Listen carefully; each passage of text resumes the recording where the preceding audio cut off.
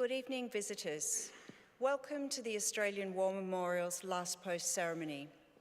My name is Emily Hiles, and joining us today from the Australian Army is Major Dorian White. This evening, we warmly welcome Air Commodore Peter McDermott, retired, representing the Air Force Association. We welcome the veterans who have served, those that are still serving, and the families that love and support them. The live stream of this ceremony is made possible by the Returned and Services League of Australia and the RSL and Services Clubs Association. We welcome members who are watching the broadcast of this ceremony across Australia.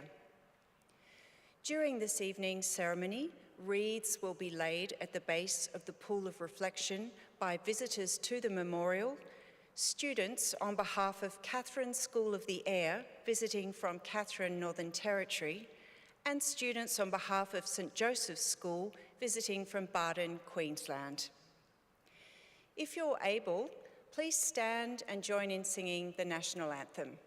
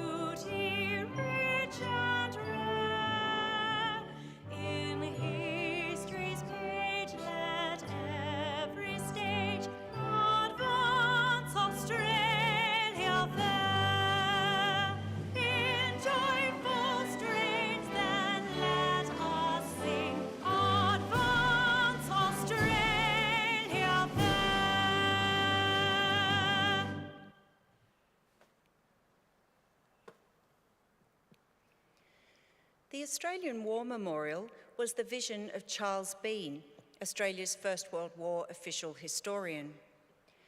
Bean landed with the Australian troops on Gallipoli and stayed with them at the front through to the end of the war. The idea of this national memorial and museum came to him at Pozières, France, in the depths of the bloody fighting of 1916. Bean's idea was that this would be a place where family and friends could mourn loved ones buried in faraway places. It would also be a place that could help all Australians understand what these men and women had endured and what they had done for us. Bean's vision, to which we remain true, is best expressed as inscribed in the entrance to the memorial's galleries. Here is their spirit, in the heart of the land they loved. And here, we guard the record which they themselves made. Tonight, we will read the story behind just one of those on the Roll of Honour, which lists the names of more than 103,000 men and women who have given their lives for us in war and on operations for more than a century. But first, we present a lament. Flowers of the forest, wreaths and floral tributes will now be laid at the base of the pool of reflection.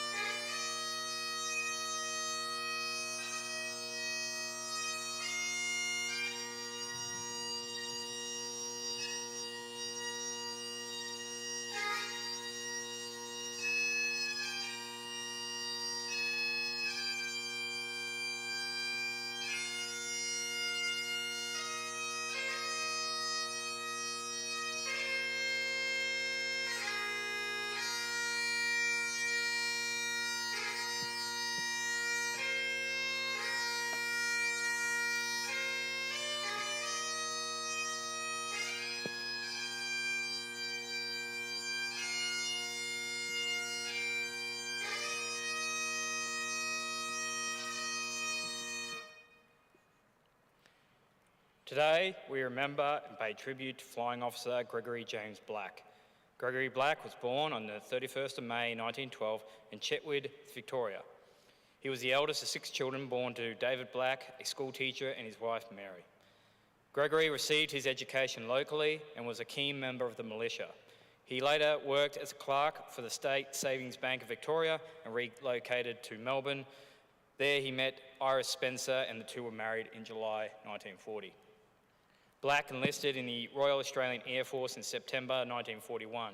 He then began a long period of training at schools across Australia to study bombing and air gunnery, navigation and wireless operation. In May 1942, he was qualified as an air observer and returned to Melbourne to prepare for embarkation. He departed Australia on the 4th of August 1942, arriving in England on the 3rd of October. He was soon posted to number 27 Operational Training Unit, where night bomber crews trained on the Vickers Wellington medium bomber at RAF Litchfield. In February 1943, Black began training at number 1656 Heavy Conversion Unit, where crews learned to operate the new heavy bombers such as the Halifax and Lancaster.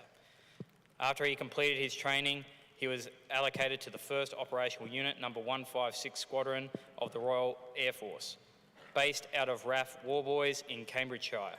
The squadron was equipped with Lancasters.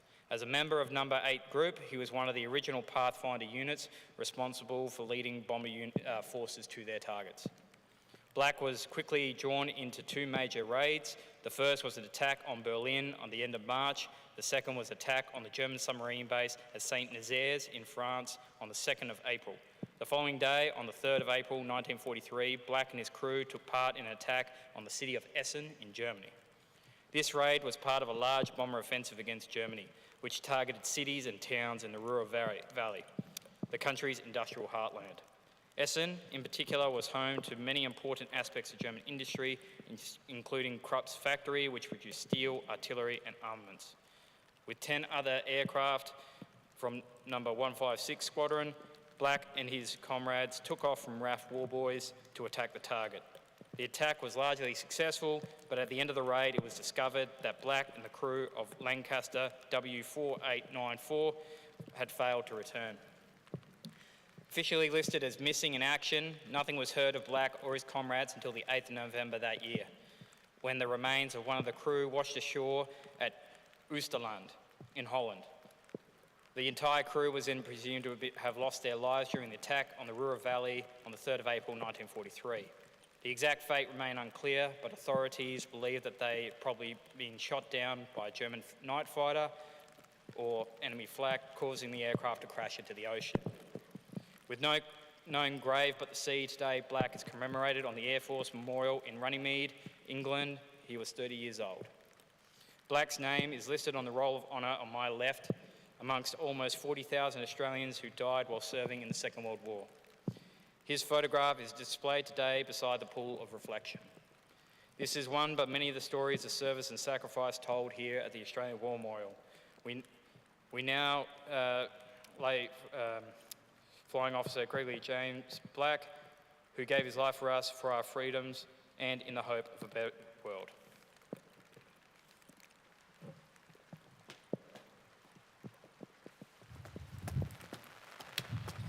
Please stand for the reading of the ode and the sounding of the last post. They shall grow not old as we who are left grow old. Age shall not weary them, nor the years condemn. In the going down of the sun and in the morning, we will remember them. Will we remember them?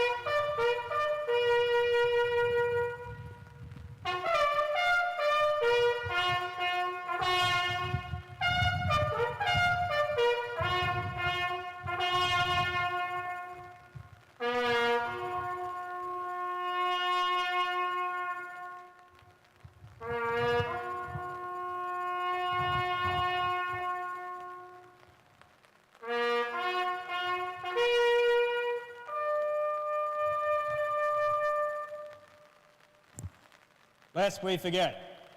Lest we forget.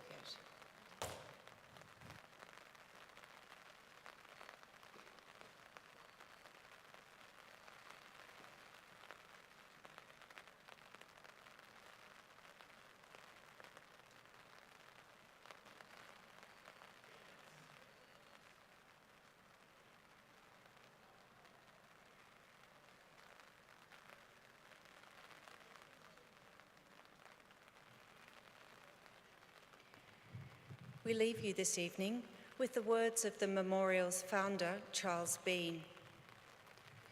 Many a man lying out there at Pozières or in the low scrub at Gallipoli, with his poor, tired senses barely working through the fever of his brain, has thought in his last moments, well, it's over. But in Australia, they will be proud of this. Ladies and gentlemen, that concludes the last post ceremony. On behalf of our director, staff and volunteers, thank you for visiting the Australian War Memorial today. We wish you all a very pleasant evening.